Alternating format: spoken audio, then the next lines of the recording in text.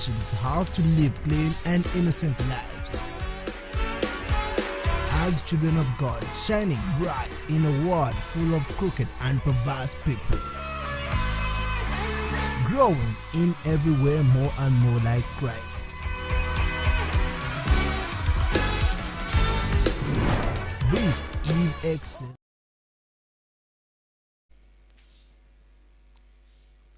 Hello, you're welcome to Excel's Chapel Online Real Life Program.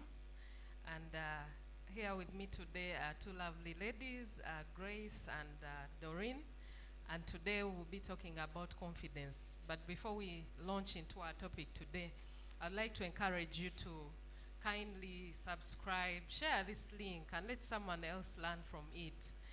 We would like to hear from you. Feel free to comment and share what you've learned. Share how you have gained confidence, and let's hear from you.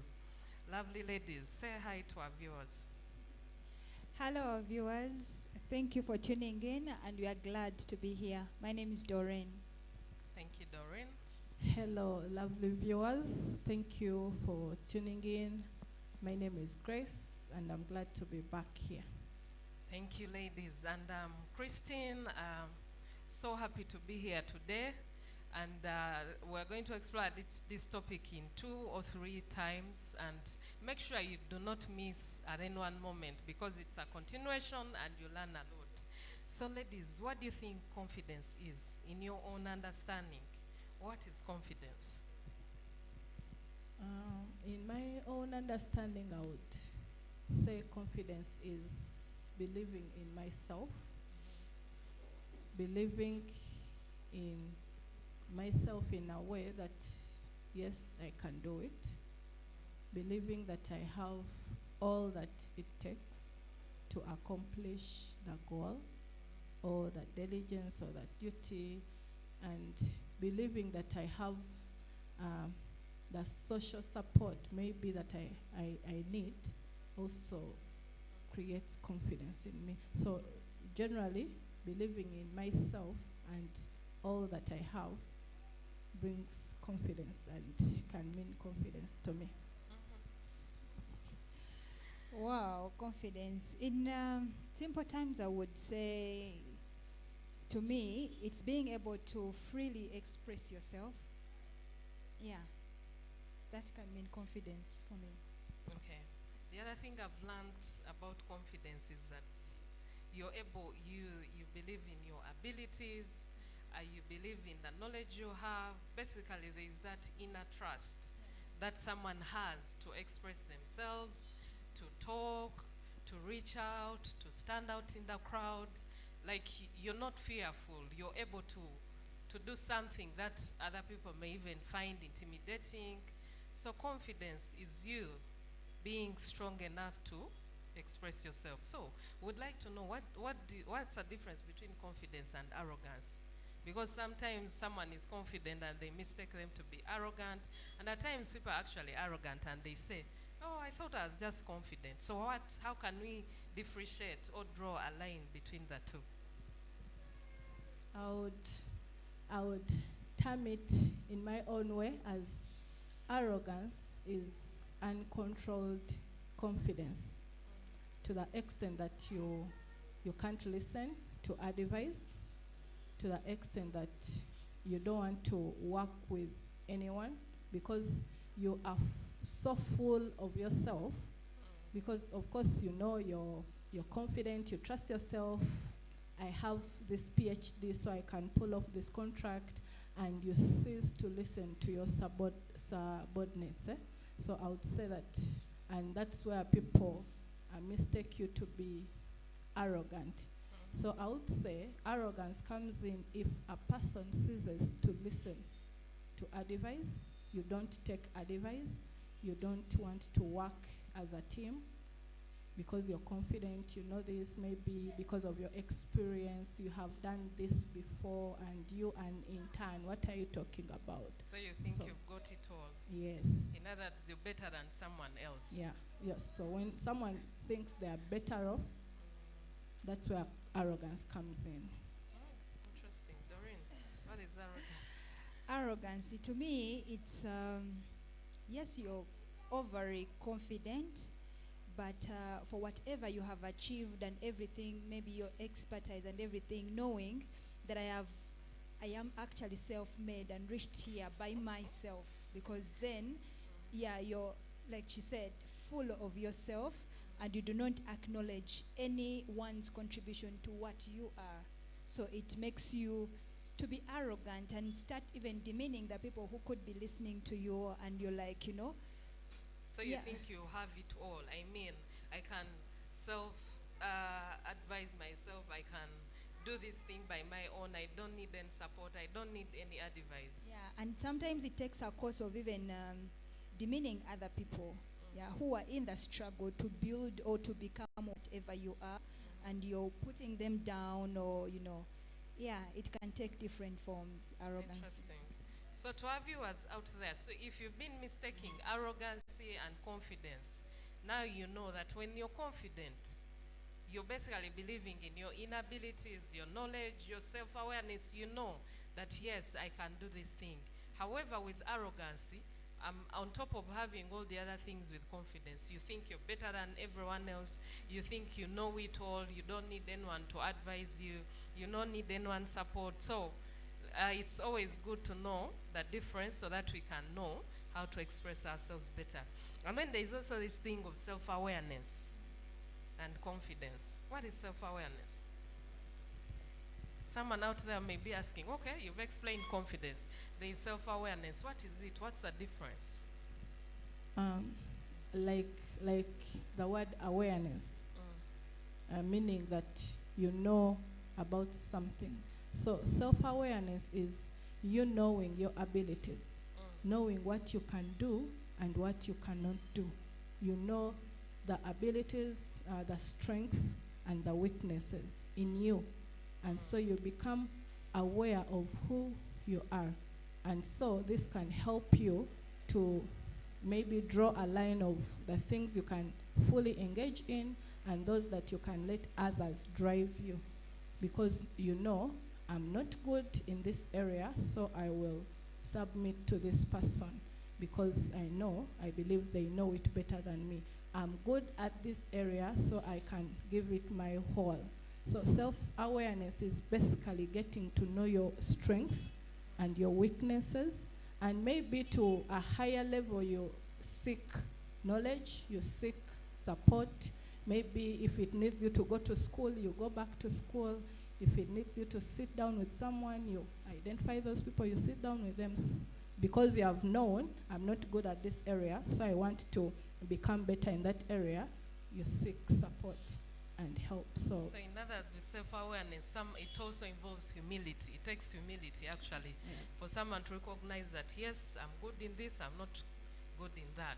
And then you're able to work towards that to improve yourself. And self-awareness also contributes to your confidence, because when you know that I don't know this, you'll be confident to admit that I'm not good in this area. Oh, I'm good at it, give it to me, try me.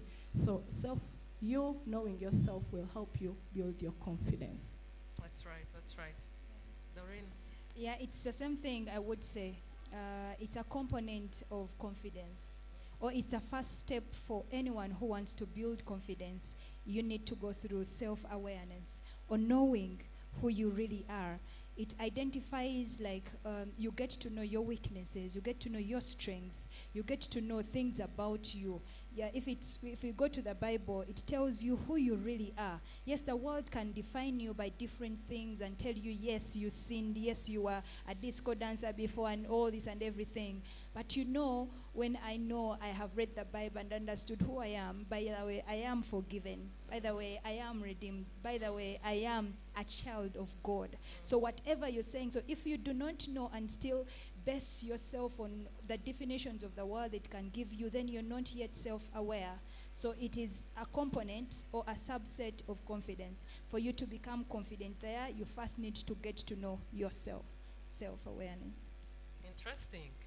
I strongly believe you're learning something from here, because I'm also learning. Learning never ends. So one thing I also want to add is that when you have confidence, you basically have faith in the abilities you have.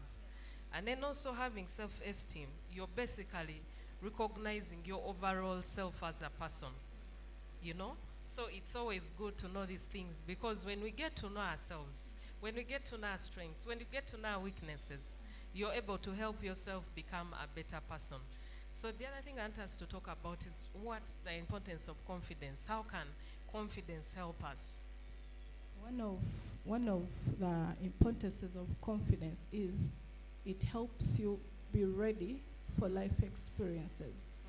Because now you have gone through the self-awareness process, you now know the things you are good at and those that you need help in or support. You build your confidence.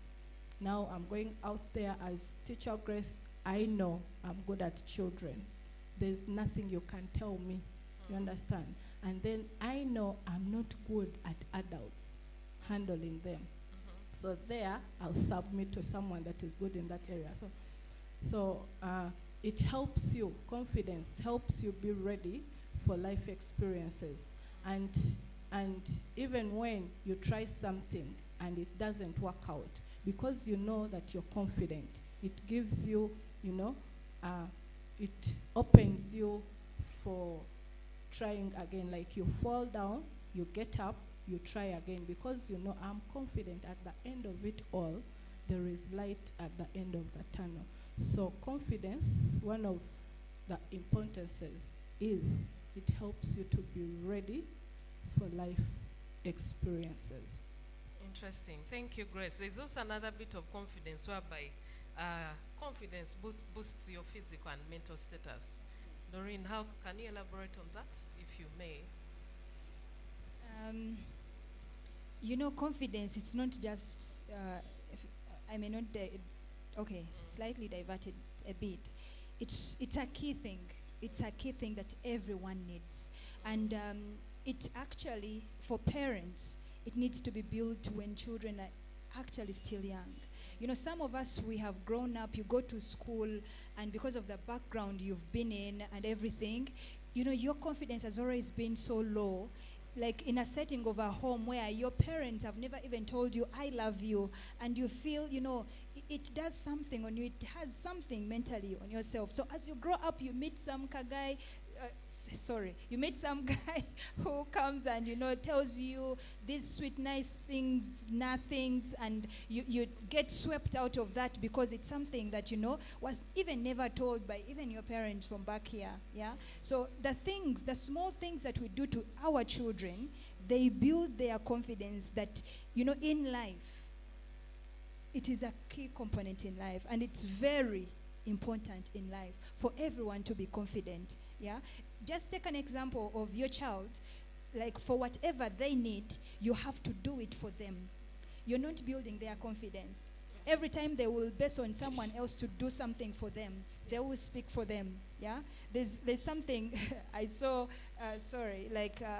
A week from, I think, last month or so, where my husband was starting to tell these guys, go in front and start introducing yourself to us. It's something like they start, but now that it has picked up that they're becoming confident to stand and introduce themselves. But it used to be, for some of us, even in high school, it was so much fear. We do not have such confidence. But confidence itself, it's not just an important thing, but it is very important.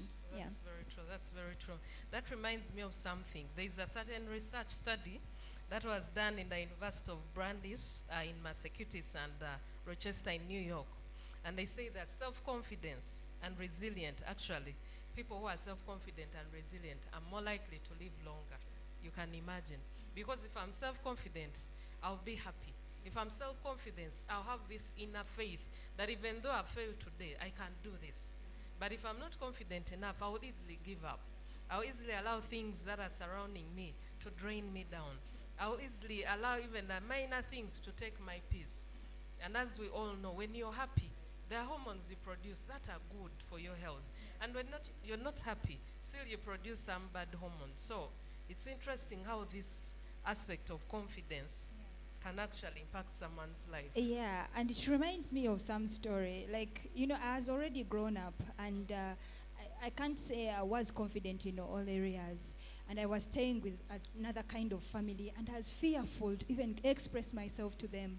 And one time I was ironing and burnt the blouse of a lady, and I did not know how to. I felt like, oh my goodness, I want to just die now.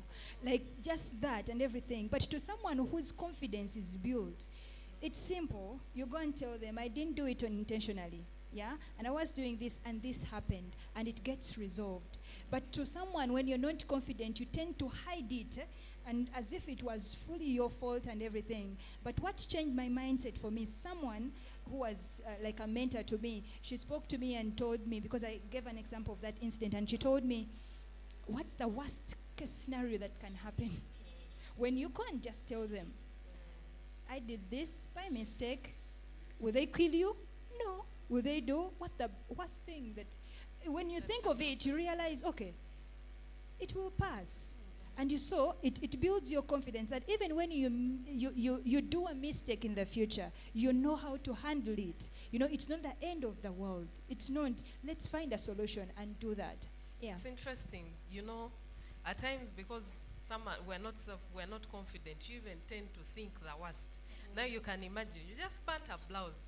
I mean, yes, someone might be loving that blouse so much, but it's not the end of the world. They can buy another top, you know. But it's interesting how it can impact you. You even lose peace. You can imagine you are thinking of even just doing the worst thing just because you burnt up.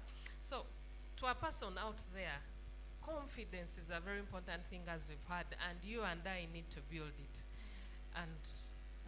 And to a little bit take us back to the point you gave, that confidence helps in physical and mental growth.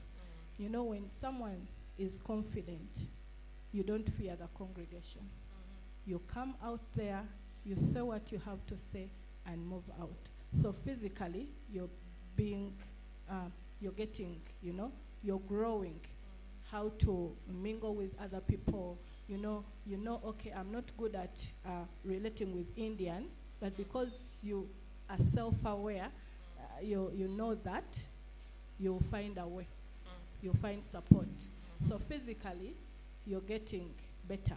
And mentally, you're not, if you know that you're not good at something, or today you have tried and it has failed, because you have faith in yourself, you're confident, you're not going to feel sad. You're not going to start now thinking. You're going to go back home, enjoy life with the children, watch a movie, pray about it, and, you know, you'll start thinking those, you know, weird thoughts of, can I start stealing? Should I con people? And that's how we see people ending up in corruption, because they really want to make ends meet.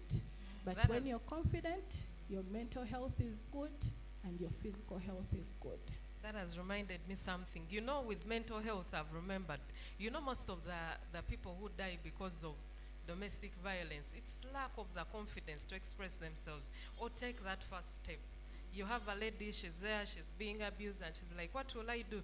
I even fear to talk. I even fear to go to the authorities. I even fear to do this. So when you're confident, there is also that inner protection you get, even the physical protection from so many things, because you're able to speak out.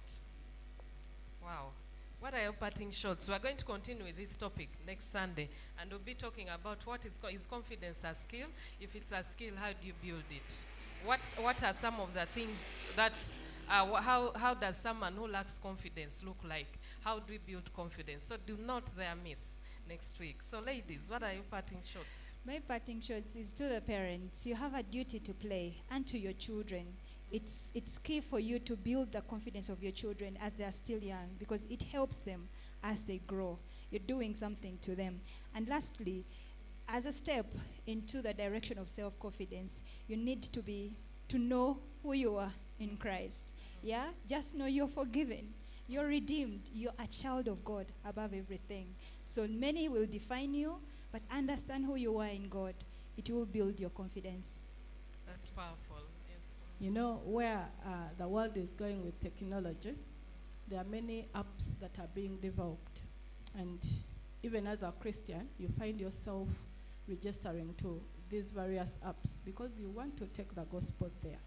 And I found myself on TikTok. And the many things that I see on TikTok are challenges.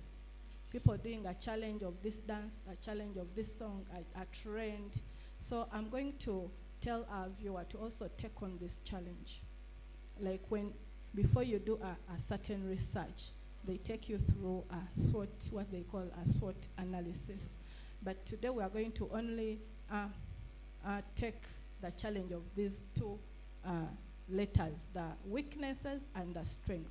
So I'm going to encourage you, the viewer, to pull out a new book simply for this SWOT analysis about yourself. But particularly this week, write down all that you know about yourself that has strength. What can you do better than your neighbor? What can you do best? Even when they put you in a competition, you are even better than the rest of the people and you can take the prize. Write all those things on this paper and also write the weaknesses, those things maybe you can try but you're not good at them. Write them down. And when we come back, like the host has said, it is a series of this confidence thing. Take on this challenge, write your strength, write your weaknesses. This is going to help you to know yourself, what we call self-awareness. You're going to realize actually that there are many things that you can do that you didn't know you can do. But invest some time in yourself, write the things you can do, and write those that you're not good at. This is going to help you to find out who you are, to find out what you can do better and what you cannot do better. And then for those that you're good at, it will help you to mentor someone, pass on knowledge. And those that you're not good at, you're going to seek support so that you become good at them. So I'm encouraging you to take on this challenge. Thank you, ladies. I mean, you've had it all. What can I add? But I also want to encourage us that as we seek to know ourselves, as we seek to get to know our strengths and weaknesses, as we seek to develop ourselves and become confident, let's make sure that we do not fall into the line of being arrogant, where you think you know it all, you're above everyone, you can do it without any support. So let's draw the thin line and make sure that we are confident in the right way. And also want to encourage you, share with us. Let's know what are your strengths, what are your weaknesses, and how can we support. If you have a question, kindly send it in our comments. We'll read it and we'll get back to you. Otherwise, it's so good to always have you with us, and we encourage you to share this link with the rest of your friends and let them learn how to be confident, how they can build themselves. Because confidence, as we've seen, is a very important key. It helps you become happy. When you're confident, you live longer. When you're confident, you're able to express yourself. You'll not allow any small things to take you because you know who you are. And above all, when you have Christ in you, you know some of the things actually that weigh us down, other things we've done, the past mistakes, the past things, and you're like, because of this, you feel you're not worthy. You're not even worthy to stand before people. But know this, that God loves you. He has forgiven you, and he loves you the way you are. So come back to him and express yourself. Love him, and let him help you grow. God richly bless you, and hope to see you next Sunday. Bye.